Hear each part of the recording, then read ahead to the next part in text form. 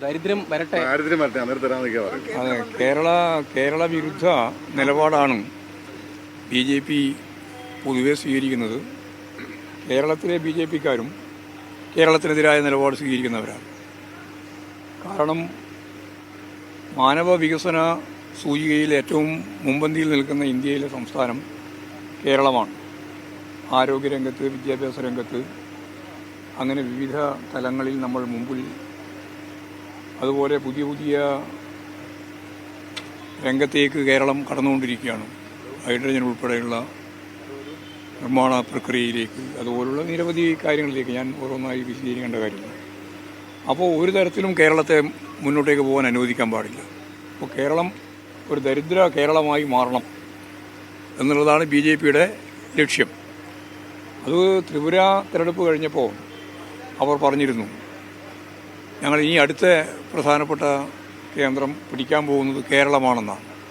കേരളം പിടിക്കാനുള്ള ഒരു ഒരുപാട് ശ്രമം നടന്നിട്ടൊന്നും നടക്കുന്നില്ല എന്നുള്ളതുകൊണ്ട് ഇനിയിപ്പോൾ കേരളത്തെ പൂർണ്ണമായിട്ടും ദരിദ്രമാക്കുക എന്നുള്ള നിലപാടാണ് കേന്ദ്രമന്ത്രിമാരും കേന്ദ്ര ഗവൺമെൻറ് ആകുകയും ചെയ്തുകൊണ്ടിരിക്കുന്നത്. ജോർജ് കുര്യൻ്റെ സ്റ്റേറ്റ്മെൻറ്റ് ആ രീതിയിൽ കണ്ടാൽ മതി. കേരളത്തിലെ ജനങ്ങൾ അതിനെല്ലാം കൃത്യമായ മറുപടി നൽകും എന്ന് തന്നെയാണ് ഞാൻ പ്രതീക്ഷിക്കുന്നത്. കേരളത്തിനെതിരായിട്ടുള്ള ബഡ്ജറ്റ് അവതരിപ്പിക്കുക, എന്നിട്ട് കേരളം എന്തെങ്കിലും ആനുകൂല്യം കിട്ടണമെങ്കിൽ കേരളം ദരിദ്രമാവണം, അങ്ങനെ ദരിദ്രമാവട്ടെ എന്ന കേരള വിരുദ്ധ സമീപനം സ്വീകരിക്കുക.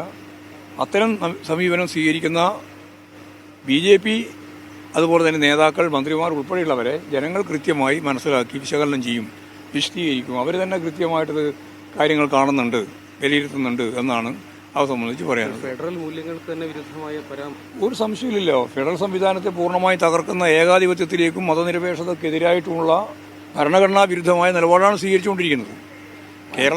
ഇന്ത്യൻ ഭരണഘടന അവർ അംഗീകരിക്കുന്നില്ല, മുമ്പേ അംഗീകരിക്കുന്നില്ല, ഇനിയും അംഗീകരിക്കില്ല എന്ന് അവർ പരസ്യമായി പറഞ്ഞിട്ടുള്ളതാണ്. വയനാട് ദിവസം പറഞ്ഞപ്പോൾ കേരള ബജറ്റല്ല കേന്ദ്ര ബജറ്റാണെന്ന് പറഞ്ഞിട്ട് അതെ അതെ അതെ അതാണ്. അതായത് പ്രധാനമന്ത്രി ഉൾപ്പെടെ എല്ലാവരും വരികയും സന്ദർശിക്കുകയും കാണുകയും എല്ലാം ചെയ്തിട്ടും വയനാട് ദുരന്തത്തിന് ഒരു തരത്തിലുള്ള ആശ്വാസ നടപടിയും സ്വീകരിക്കില്ല എന്ന ഉറച്ച സമീപനമാണ് കേന്ദ്ര ഗവൺമെൻറ് എടുത്തുകൊണ്ടിരിക്കുന്നത്. കേന്ദ്ര മന്ത്രിയായിരുന്നവർ പറഞ്ഞത് നമുക്കെല്ലാവർക്കും അറിയാലോ.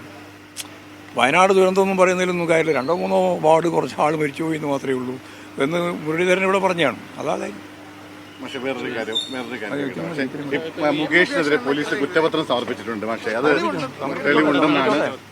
ആയിക്കോട്ടെ, കേസ് തീരട്ടെ, അതിന് നമുക്ക് കുഴപ്പം. അതൊരു MLA-ക്കെതിരെ ഒരാൾ പ്രഖ്യാപിച്ചു എന്നുള്ളതുകൊണ്ട് മാത്രം കാര്യമില്ല. അത് കോടതിയല്ലേ കൈകാര്യം ചെയ്യുക. കോടതി കൈകാര്യം അതേ ആർക്കെതിരായിട്ടും കോടതിയല്ലേ കൈകാര്യം ചെയ്യേണ്ടത്. കോടതി കൈകാര്യം ചെയ്ത് വരട്ടെ. ഞങ്ങൾ മുമ്പേ പറഞ്ഞില്ലേ, കോടതിയുടെ നിലപാട് സ്വീകരിക്കട്ടെ, അപ്പോൾ നമുക്കറിയാം.